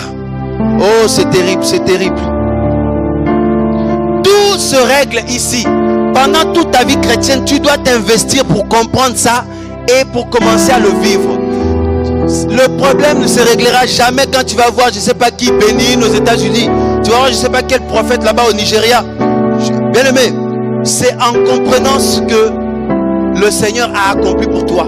Regardez 1 Corinthiens 15. Le verset 45, on dit, c'est pourquoi il est écrit le premier homme, Adam, devint une âme vivante. Hein? Donc il marchait par les sentiments. Le dernier Adam est devenu un esprit vivifiant. Alléluia. 47. Le premier homme tiré de la terre est terrestre, le second homme est du ciel. Tel est le terrestre, tels sont aussi les terrestres. Tel est le céleste, tels sont aussi les... Est-ce que vous comprenez? Si Christ ressuscité vit pour Dieu, il est un esprit vivifiant. Bien aimé, nous aussi, si nous comprenons cela, notre vie chrétienne va changer. Ça veut dire que quand je suis chrétien, je vais commencer à marcher par l'esprit. Et quand tu marches par l'esprit, tu es automatiquement délivré de la puissance des ténèbres, de la puissance des démons. Tu marches au-dessus. Tu marches même au-dessus de la loi du péché qu'il y a dans tes membres. Quand vous voyez les chrétiens tomber tout le temps, c'est qu'ils sont charnels. Ils ne sont pas dans le domaine de l'esprit. Tant que tu n'es pas dans le domaine de l'esprit, tu vas toujours tomber. Parce que dans tes membres, il y a une loi. Donc vous avez compris, comme la loi de la gravitation que j'ai montré tout à l'heure. Dans tes membres, tu tomberas toujours. Même si tu jeûnes 45 jours, même si tu prends de nouvelles résolutions, tu tomberas toujours. Et ce n'est pas par tes efforts, c'est ça qu'il faut retenir. Ce n'est pas par tes efforts que tu vas sortir de la loi du péché. Alléluia. C'est en comprenant comment Dieu a résolu de résoudre ce problème. Dieu a résolu de résoudre ce problème comment? En annulant la loi du péché, en la remplaçant ou en mettant en place une autre loi qui est supérieure, plus glorieuse. Maintenant, si toi tu ne comprends pas ça, tu vas passer 10 ans, Seigneur, je te demande pardon. Je prie, Seigneur, maintenant, je renonce à la sirène des eaux, je renonce à ça. Seigneur, je veux maintenant changer, je vais te plaire. Tu vas faire cette prière, tu vas voir. Le lendemain, tu retombes encore. C'est d'ailleurs ce qui se passe. Tu pries aujourd'hui, là, le soir, tu tombes. Le lendemain, tu retombes. Dans une semaine, tu tombes encore. Ce n'est pas comme ça que le problème va se régler. Ça va se régler quand tu vas comprendre que la loi du péché, Dieu nous sort de ça en remplaçant cette loi du péché par la loi de l'esprit de vie. Et quand tu vas rentrer dans une marche par l'esprit de vie, tu vas voir, tu seras dans une marche glorieuse. Tu ne vas même pas forcer. Et ce n'est pas une marche qui se force. Demandez-moi pourquoi. Demandez-moi, oh vous dormez, oh là là là là, c'est terrible, je prie que Dieu vous ouvre l'intelligence. Hein? C'est pour ça que vous tombez, on tombe tout le temps aussi. Parce qu'on est trop dans la chair. C'est les choses de l'esprit là. On doit vraiment comprendre cette dimension. Comment pouvez-vous dormir? Alléluia. Vous voulez toujours qu'on vous impose le main. 10 ans qu'on t'impose le main, regarde. Tu n'es même pas dans la victoire. Tu mènes une vie de défaite. tel homme de Dieu là-bas, tu cours. Tel homme de Dieu là-bas, tu cours. On dit non, pour régler problème de malédiction familiaux, problème de péché, il faut faire un jeûne de 50 jours. Tu vas le faire. Il faut se mettre de l'huile, je ne sais pas où, tu vas le faire. Voilà comment on reste dans la bassesse.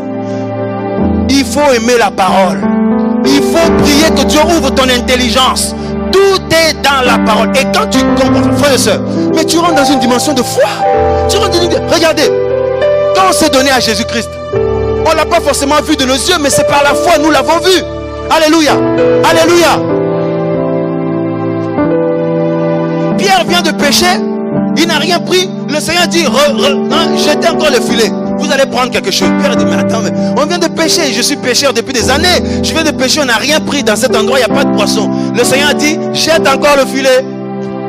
Pierre dit, sur ta parole, je jetterai le filet. Quand il a jeté, le filet était blindé. Le filet était plein de poissons. Frère, la parole du Seigneur, elle est puissante. Alléluia. Alléluia.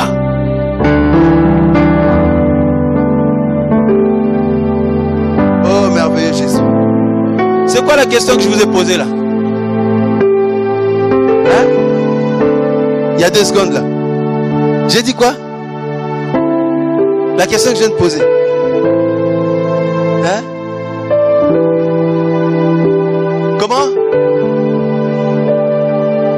Comment faire pour marcher par l'esprit? C'est ça? Oh, vraiment vous m'inquiétez. Hein? Ah non, là c'est terrible. Je comprends pourquoi les chrétiens sont toujours dépendants. C'est pour ça qu'il y a des charlatans partout, c'est normal. C'est normal parce que les chrétiens ne rentrent pas dans la parole. Ils restent dans une dimension de bébé spirituel, de petitesse spirituelle. La parole de Dieu ne leur fait pas effet. Le diable connaît que tout est dans la parole. Alléluia. Alléluia. Tu vas rentrer dans l'héritage de Dieu par la foi, en fait. Par la foi, tu dis non, maintenant c'est fini, Satan, tu ne m'auras plus. J'ai compris ce que Jésus a accompli pour moi. Je vais rentrer dans mon héritage. Frère, tu rentres là-dedans. Et en fait, la vie par l'esprit ne se force pas. C'est pour ça que j'ai dit, demandez-moi pourquoi. Mais parce que ce n'est pas le fruit de nos efforts. La marche par l'esprit n'est pas le fruit de nos efforts. Ce n'est pas le fruit de nos jeûnes et prières. Ce n'est pas le fruit je ne sais pas moi, de nos retraites. Est-ce que vous comprenez là? C'est le fruit de quoi alors? Eh bien, c'est ce que Jésus-Christ a accompli. En fait, on rentre dans le repos. En fait, quand tu rentres dans la marche par l'esprit, tu rentres dans ton héritage. Tu commences à vivre une vie que Dieu avait prévue d'avance que tu puisses vivre. Tu ne forces même pas, ça coule. Mais pour le vivre, il faut rentrer dedans. Et on y rentre par la foi, mais une foi ferme. Alléluia. Comme je l'expliquais tout à l'heure, ce n'est pas oh Seigneur, mais je veux le voir d'abord. Seigneur, je te prie, mais je veux sentir quelque chose. Non. La foi, quand la foi intervient, tu ne sens pas forcément quelque chose. Mais tu crois fermement, même si je ne vois rien, mais je le crois parce que Dieu le dit. Et puisque Dieu le dit, j'ai pleinement confiance à ce que Dieu dit. Et je vais le voir s'accomplir. C'est ça. Et Satan déteste ce genre de personnes. Tu vois? Alors il t'envoie des combats, des choses pour que tu paniques, tu doutes, tout ça là. Mais tu dis non, ce que Dieu a dit, je ne le vois pas encore s'accomplir, mais je le crois et je l'accepte. Je l'accepte parce que c'est Dieu qui l'a dit. Je l'accepte. Alléluia. Le problème qu'on a, c'est qu'on n'arrive pas à accepter ce que Dieu dit de nous, que nous sommes en Christ. On n'arrive pas. On dit oui, je l'accepte, oui, je le crois, je sais que le Seigneur m'a sauvé, il a fait pour moi, mais, quand tu dis jamais, tu es déjà à côté. Oui, mais, tu doutes déjà, et tu ne peux pas le vivre. Il faut une foi ferme et très ferme. Donc ton cœur est ouvert. Cette chose, tu la reçois dans ton cœur. Et tu vas voir, mon frère. Tu vas voir les jours les jours vont se passer. Ce que tu as dit, ça va se manifester en toi. Tu ne vas même pas forcer parce que tu l'as reçu. Et tu l'as reçu par la foi. Et regardez comment on reçoit Jésus. On reçoit Jésus par la foi, non? On ne l'a pas vu, mais on le reçoit par la foi. Et si tu reçois ce qu'il dit, qu'il a fait de toi en Christ, tu le reçois par la foi. Et là, tu rentres dans le terrain de l'esprit. Tu rentres dans la dimension glorieuse. On y reviendra. Alléluia. Frère, là tout change, tout change. Tout change. Et le diable sait parce que ça se passe de la sphère spirituelle. Il sait voir, il voit quand un chrétien est rentré dans la dimension spirituelle. L'ennemi le sait. Il fait tout pour pas que tu y entres. Alléluia. Alors il y a des prières mauvaises que nous faisons. Oh Seigneur, je te prie, aide-moi à changer. Mais il a déjà fait, tu as déjà changé. Il t'a déjà donné une nouvelle nature. On va voir ça dimanche prochain. La nouvelle nature en Christ, l'homme nouveau. C'est pour ça Paul disait, quand quelqu'un est en Christ, les choses passées sont, les choses anciennes sont passées, toutes choses sont devenues nouvelles. En fait, l'homme nouveau, Christ, quand tu viens à Jésus, le Seigneur te donne un nouveau toi. Donc, un homme nouveau, une nouvelle nature. C'est-à-dire que tu ne viens plus, tu ne sors plus d'Adam et Ève, maintenant tu sors du ciel. Il y a, de la même manière que dans notre corps, le sang d'Adam et Ève coule, eh bien, avec l'homme nouveau, le nouvel homme, la nouvelle nature en Christ, c'est le sang de Dieu qui coule dans tes veines. Et dans le sang de Dieu, il y a la vie. Le sang de Dieu n'est pas pollué par le péché et tout ce qu'on a cité au début. Vous comprenez? Donc, l'homme nouveau, il est guéri de naissance, il est délivré de naissance, il marche sur la victoire du péché de naissance. On n'a pas besoin de prier pour lui, on n'a pas besoin de lui imposer les mains. En fait, c'est un être glorieux en Christ. Aucun démon ne peut le dominer. Il est guéri de naissance. Il est glorieux de naissance. La vie de sainteté, c'est sa nature. L'homme nouveau. C'est pour ça Paul, tout son travail a été d'écrire aux épîtres de Dieu aux chrétiens. Il dit, faites tout pour vous dépouiller de la vieille nature, pour vous revêtir de la nouvelle nature. C'est là que tous nos problèmes se règlent. Nous finirons là pour aujourd'hui. Tous nos problèmes se règlent là, frères et sœurs. Quand tu comprends ça, maintenant ta vie chrétienne, tu ne vas plus dire, regarde les prières mauvaises qu'on fait là. Seigneur, change-moi, Seigneur, change-moi. Mais non, mais il t'a déjà changé. Il t'a déjà donné une nouvelle nature. Quand tu dis, Seigneur, change-moi, déjà tu fais une prière qui n'est pas correcte. Tu vas dire qu'elle est correcte, mais tu n'as pas compris l'œuvre de la croix. Parce que quand tu l'as compris, tu vas dire, Seigneur, aide-moi à me dépouiller du vieille nature. Aide-moi à comprendre encore ce que tu as accompli pour moi. Je vais rentrer dans mon héritage. Mais il y a beaucoup de chrétiens. Seigneur, change-moi. Seigneur, donne-moi la vie éternelle, s'il te plaît. Seigneur, mais la vie éternelle, nous l'avons déjà. Jean dit, je vous écris pour que vous sachiez que vous, tous qui avez Jésus-Christ dans votre vie, vous avez la vie éternelle. Ce n'est pas qu'on l'aura, on l'a. Elle est en nous par la foi et par la nouvelle nature. Frère, c'est ça où on va marteler. Nos problèmes se règlent là. Est-ce que vous comprenez? Est-ce que vous comprenez? Dimanche prochain, prions tous le Seigneur qui ouvre notre intelligence quand on vient ici pour qu'on comprenne ça. Parce qu'aujourd'hui là, je ne suis pas content là. Parce que je parle comme ça, je ne sais pas si vous comprenez. Parce que notre délivrance passe par la compréhension de ces choses. Et l'homme nouveau, on n'a pas besoin de chasser les démons chez lui. Je vous le dis, parce qu'il est né d'en haut, il est né du ciel, il n'y a aucun démon qui peut le dominer, il est glorieux comme Jésus. Est-ce que vous comprenez? La nouvelle nature.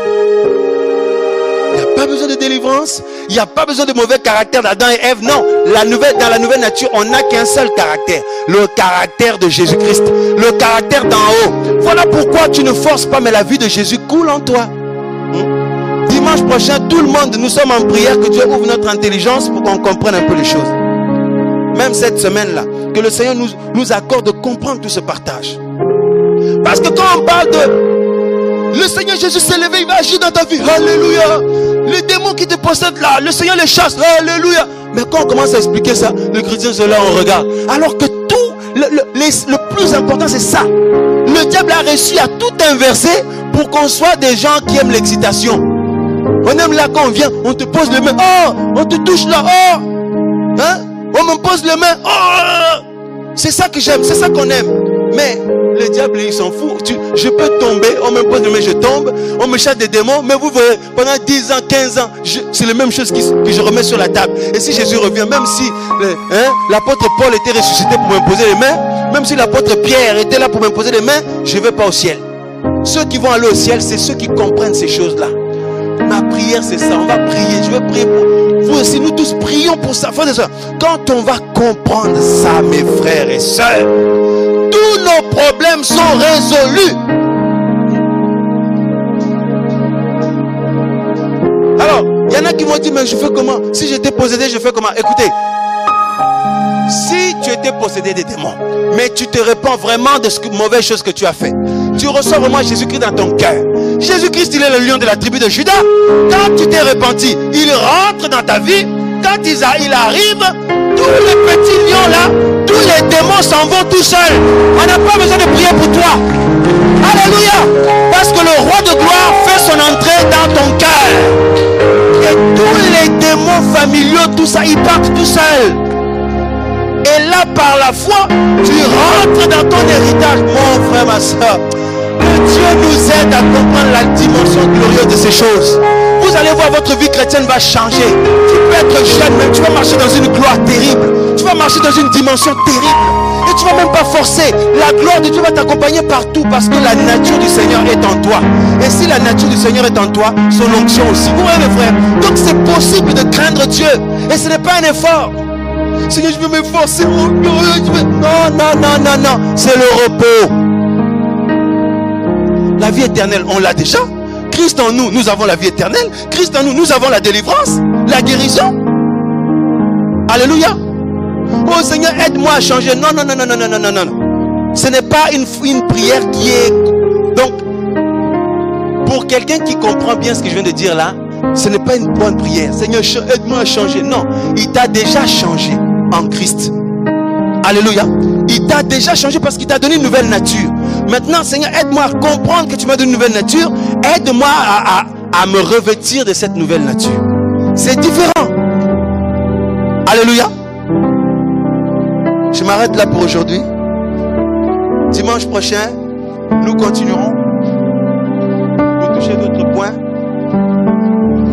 Pour toucher d'autres points par rapport à cela.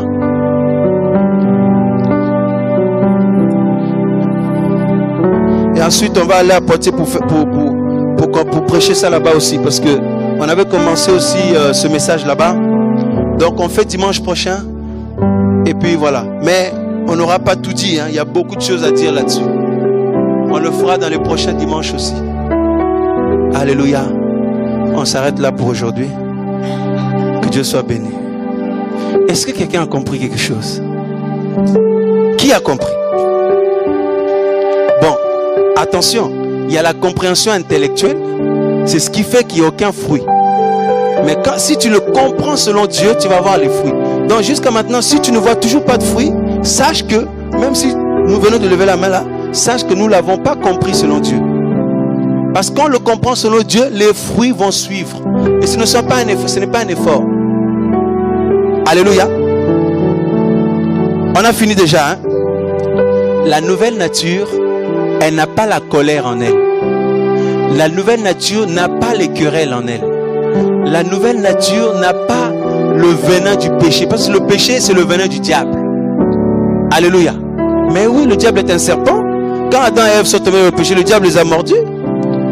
C'est ce qui fait que maintenant la chair là, est-ce que vous savez que la chair est aussi puissante qu'un démon?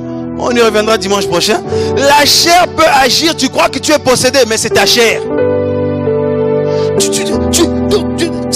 Tu trembles, tu vibres, tu sens des choses, tu dis mais qu'est-ce qui m'arrive? Je suis possédé ou quoi? J'ai besoin qu'on prie pour moi. Frère, c'est ta chair. La chair a la même puissance qu'un démon. Je vais expliquer ça dimanche prochain. Mais bien sûr, parce que la chair c'est la semence du diable. Vous comprenez?